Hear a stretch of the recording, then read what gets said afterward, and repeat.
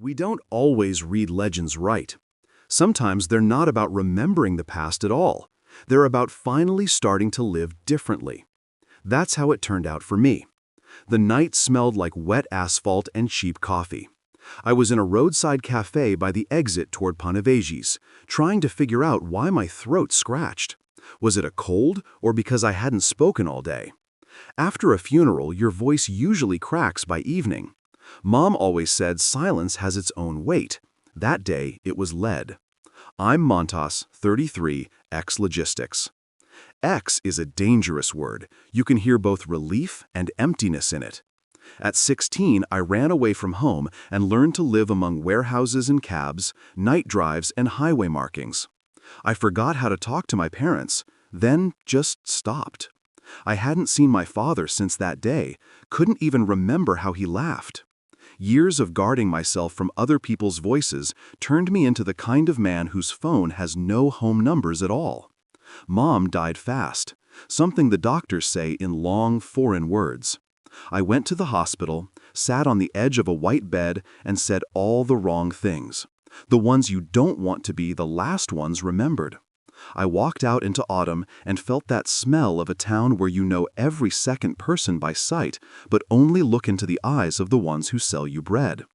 I headed for the bus, then turned, why I don't know, into that cafe. Maybe I needed warmth, even if from a vending machine. An old man sat by the window, the type with tobacco-brown fingers and a sharp market bus kind of gaze. He spoke first. "You're Mantas, right?" he asked, without lifting his eyes from his spoon. "I knew your mother." I nodded, snorted, set my cup on the table, and waited for the usual glaze of cold to slide through me. "My condolences. Stay strong. She was wonderful." But the wave didn't come. "I knew your father, too," he went on, as if testing whether I'd get up and leave. "He was a big man, a chain of little shops across Lithuania. You ever hear about that? They wrote about him in the papers." I smirked. I didn't have a father in a newspaper. I had a father in memory, slick as a wet window. He smelled of gasoline and cognac, spoke in short bursts like each word was a shot, and was always just a little too much. His hands, his voice, his shadow when he passed by. No shops, no chains, no papers. "No," I said, "never heard." "Dynasa," the old man said thoughtfully. "I think that's what it was called, or something like it. I'm old. My memory's like a wicker basket, more holes than weave." He smiled at his own metaphor while I watched the rain. That could have been it. Say thanks, finish the coffee, call a cab, go back where warm electricity in the walls lets the day slide off your shoulders like a coat. But his words settled over that day like a thin skin over a puddle, and the water under it suddenly looked deeper. I asked, "How did you know my father?" "From the market," he said. But by then he had more than a table. He knew how to talk to people, knew how to keep his word. If he promised, he did it. If he couldn't, he did it anyway. "I saw you, and you've got his shoulders, and the way you keep quiet." We talked a bit more about the weather, how the highway was soaked, how they were repairing the bridge near Panevėžys. And then I went out to the parking lot and stared a long time at my phone that had not one photo of my father. I didn't call anyone. Who would I call? Autumn nights don't like phone calls. At first it was just an itch, like a bug bite under your clothes. Itches, but you can't scratch. I grabbed onto that chain of shops like a loose thread on a sleeve and started pulling. I spent a week walking the markets of Panevėžys, then rode to Kaunas, poked around some warehouses where a few old hands still remembered how paper with crooked ink smells. Everyone had their own bit. Yeah, there was a guy, or maybe I'm mixing him up. But I remember he'd give widows credit. That from a butcher in Kaunas, scraping his knife on a bone and not looking at me. He knew his customers' kids by name. "That was strange," said a woman at the produce stand, straightening tomatoes. "But people came back because of it." "He put his stalls where it smelled like bread," an old spice seller said, smiling like it was something private. "Money comes to where it's warm." Each shard of legend was like a piece of mirror. I pocketed them. Soon my pocket jingled. But the picture wouldn't fit together.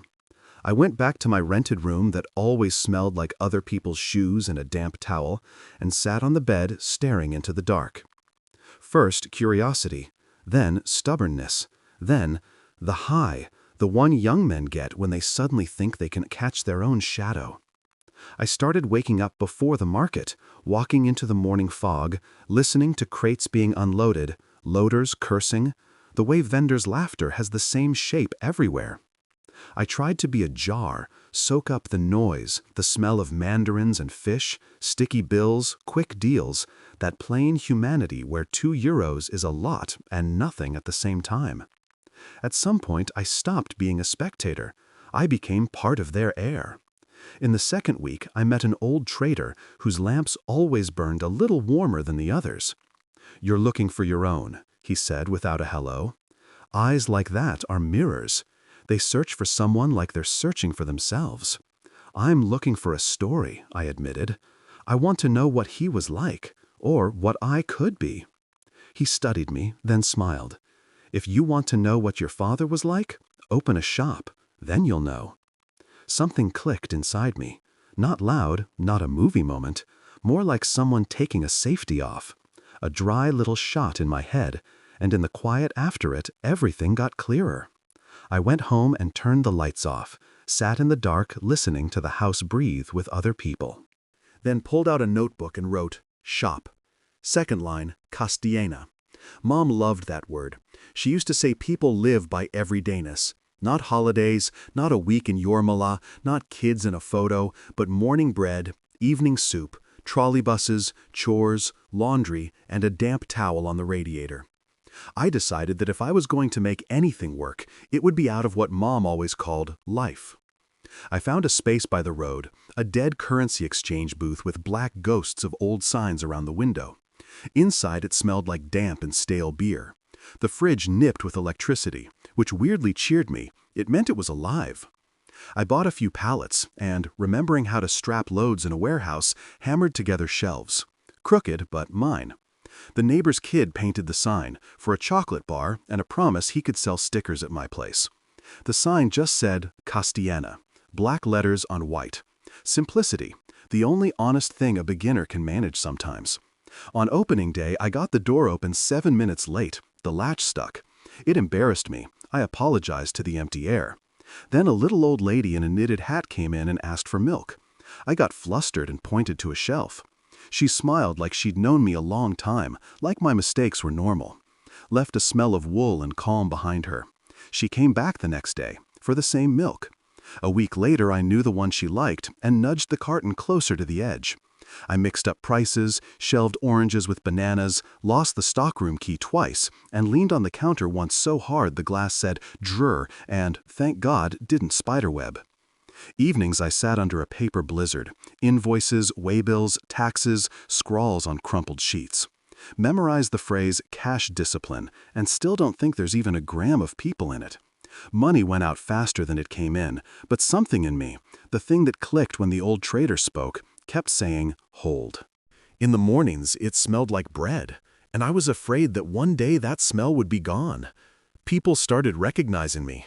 A boy bought a roll and split it on the doorstep with his sister. I picked up a strange habit, memorizing faces and tastes. Not marketing, fear of silence. I wanted silence to come only at night. I lost count of my problems, but this one I remember for life. The meat supplier jacked prices in 2 months and started demanding prepayment. War, diesel, exchange rate, overhead, he said, and I heard, "You're new and I can." I understood. He lived day by day too, but his cash register only worried him at day's end, while mine worried me every minute. Shelves emptied. People stopped coming in. The landlord's wife, a woman with stiff hair and a handbag like a neatly taped box, told me, "1 more month and out. We need reliable tenants." I sat in the dark of my shop with the lights off so as not to draw attention and counted coins. The coins didn't want to be counted. On my third pass, I realized I was counting myself, not the money. I muttered a muddy swear and suddenly remembered an old market man, not the cafe one, the warm lamp one. Who slices his own sausage isn't scared of prices, he'd said once, back when I was still hunting my father by the scent of strangers' voices. Next day, I got behind the wheel I'd avoided since a crash. Wasn't my fault, but your hands remember the hit, not the innocence, and drove out of town. Talked to farmers, slowly, quietly, like people who don't know how to ask for help. I offered something clean, a contract, paying on time if I stayed afloat, a fridge by the door so meat wouldn't sweat on the floor. One farmer agreed, then a second. A third said, "We'll see," in a tone that meant yes. A week later, I had a display case in the color of raw sunset. I cut sausage myself, clumsy at first, learning angles so the slices wouldn't look like anger. People drifted back, not fast, but steady. Someone asked, "Where's the old kind?" I told the truth. I can't buy from them anymore. They shrugged and took the new one. Mornings started to smell of something sharper that argued with the salt. Wet wrapping paper. I got one good night's sleep that week and was surprised how little that actually helps. 6 months later, I opened a second shop, downtown, a broom closet of a room whose door was so stubborn it seemed to warn each customer, "You sure?" I taped the hours on the glass, even though nobody remembers them. I figured hours are a kind of honesty too. They tell people, "I'll be here, I promise." The third shop, by the highway. More coffee than bread there. I know truckers. Mornings without coffee are like nights without headlights. One day the old man from the cafe walked in. Same one.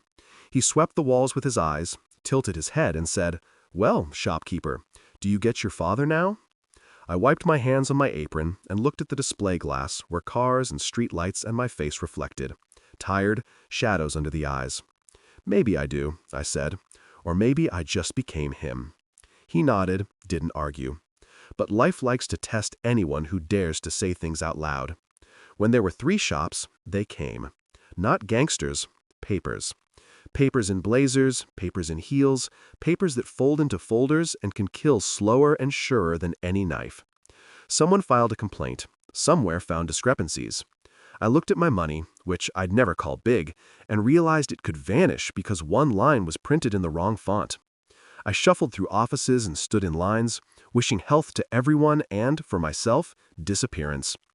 For the first time, I caught myself wanting to go back to the warehouse, to spreadsheets, to floor markings, to a world where you can always move a box again and it'll be different, but it won't cease to exist. On one of those days, when sleep started tasting like metal, I saw an inspector in the hallway, a woman with a tidy haircut and a serious gaze.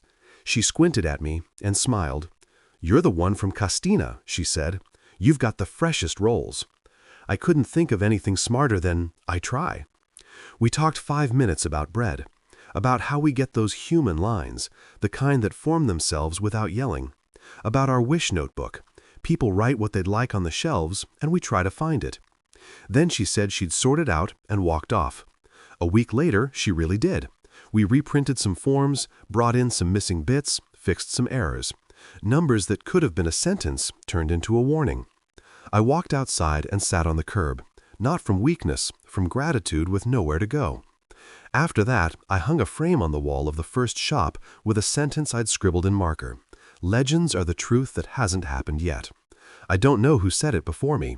It fit. Once a week, I made the rounds of all 3, jiggled the doors like checking a pulse, drank coffee by the highway, listened to the autumn wind downtown, nudged the milk closer to the entrance at the first shop so the old lady wouldn't have to reach. My staff were scared of me at first. I was strict because I know how close the bottom is. Slowly, we learned to speak something besides instructions. I realized we weren't building a chain of shops. What a word. Turns people into wiring. But a network of everyday hands. Pretty from far away. Up close, it's heavy work, but warm. One late night, when the city rustled like a jacket on a bench, I decided to go back to that cafe. I'd meant to for a while, kept telling myself there was no point. Some doors are better left closed, or the wind will blow the light out of you. But I went. The old man was there. "I lied to you back then," he said right away, like he was afraid I'd change my mind about listening. "There was no empire of shops. Your father, he sold at the market, like many. He was good, yes, kept his word, yes, but there was no empire. I saw you that night, how you sat there. I thought if I didn't tell you something big, you'd drive off and live the rest of your life in a cab. And you looked like someone who could love people, even if it's hard. I kept quiet. I wasn't angry. Anger is fussy. I was tired, sure. But inside that tiredness, there was a kind of warmth you feel when you've been walking in the rain a long time and suddenly realize it's stopped. You're soaked and cold, but it's not pouring anymore. That's almost happiness. "Thank you," I said at last. "If you hadn't lied, none of this would have happened." "Sometimes people lie not for gain," he sighed. "Sometimes they lie so someone will finally start living." We sat listening to the coffee machine.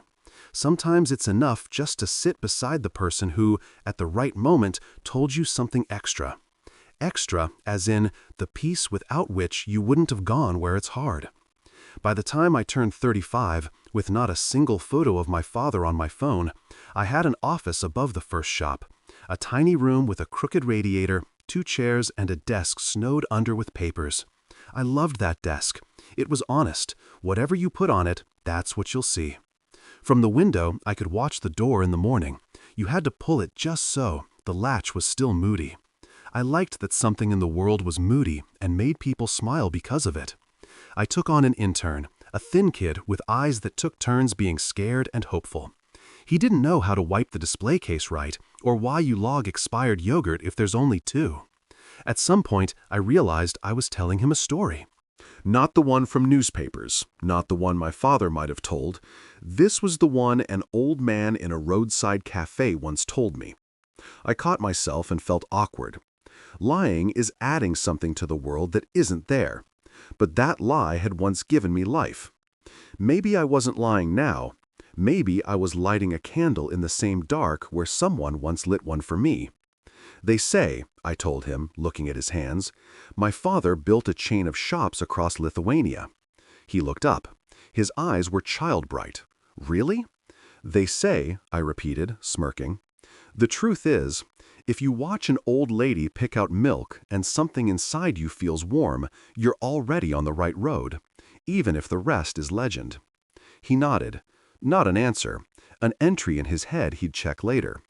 That's how people live. Write it down, test it, correct it. Life's like a receipt. In the evenings, I'd go down to the floor when nobody was really coming in, sit on a crate by the door, and watch the display glass. The light hit it a little slanted, and the faces of people walking outside slid across it too, shadows on water. I thought about my mother, about how I once came to her too late. I wanted all my doors to open on time. I didn't want anyone standing on a threshold thinking, "What if?" I watched the boy, the same one, grow up and stop splitting a roll with his sister. Now they bought 2. I thought, maybe this is how real empires get built, out of an extra roll and a well-timed good morning. There were more inspections. No drama this time, just that cranky tenderness you develop toward paperwork. There were fights with suppliers, truces, cold conversations, hot cash drawers, a broken window one night, and a note with an apology and some money in the morning. The city knows how to say sorry if it believes you won't betray it. One guy left for a bigger chain and later came back, guilty as a cat. There were smiles from people who dropped in just to say hi. There was the day I finally replaced the latch. The world paid me back for that one in spades. Sometimes the old man came by. He'd sit at the window table, crumble a cookie, and quietly watch the people. We didn't talk much. Once he said, "You didn't become your father. You became yourself. That's harder." I said, "Thanks for lying." He nodded. In that gesture was everything, his fatigue and the small pleasure of a man who once made a choice and now sees it produced something not shameful. Next to the frame about legends, I hung a photo, not of my father, my mother, young, light dress, on a bench by the river. I don't know who held the camera, but I know she laughed that day. Sometimes people point and ask, "Who's that?" I say, "That's the reason the milk is here and not over there." They smile, not fully getting it, but feeling the answer is warm. One night walking home late, I caught a strange thought. Legends are like an advance. You get what you don't yet have up front, because someone believes you'll pay back more. And you do. Sometimes with interest, sometimes with a tear. The main thing is you return yourself. Now, telling all this, the night again smells like wet asphalt. The cafe by the highway still hums with its coffee belly. People still talk in short lines because they're tired. I'm tired too. But there's that odd contentment you get when every bulb in the shop is screwed in right and none of them flickers. People ask me, how did you pull it off? I always say, I believed in a made-up thing. Sometimes what we need most is for someone to say, you're one of those who can. And we don't care if it's true or not. We take those words like credit. And if we're lucky, we repay it with deeds. When my eyes land on that framed line again, legends are the truth that hasn't happened yet, I think about how one lie made me more honest. The old man didn't say what was, he said what could be. I walked toward could be and found what is. If you ever come into Castellana and see a man by the door sitting on a crate with a coffee, that's me. I'll be watching the glass like a screen. Like any screen, it will carry reflections. People in hoodies, people with kids, people with shopping bags, people with empty hands. I'll be glad to see every one of them. Because in our line of work, victories look simple. Someone lifts their eyes, sees the light, and steps in. The rest is bookkeeping. And you can handle bookkeeping. And if you ask, so where's your empire of shops? I'll smile. Empires come in different shapes. Mine is 3 stores, a few people who greet each other by name every morning, and a wish notebook where someone sometimes writes, "More warm bread, please." In this kind of empire, nobody steps out on a balcony to address the nation. Everybody stands at the counter. And the old man, he doesn't come often now. But when he does, we keep the kind of silence old friends keep after once doing something for each other that doesn't fit in one word. Sometimes a lie isn't a cheat. Sometimes it's an invitation. And if a person has enough grit and sense, they show up. I showed up, and I stayed. Thanks for watching. Drop a like and subscribe if you had fun.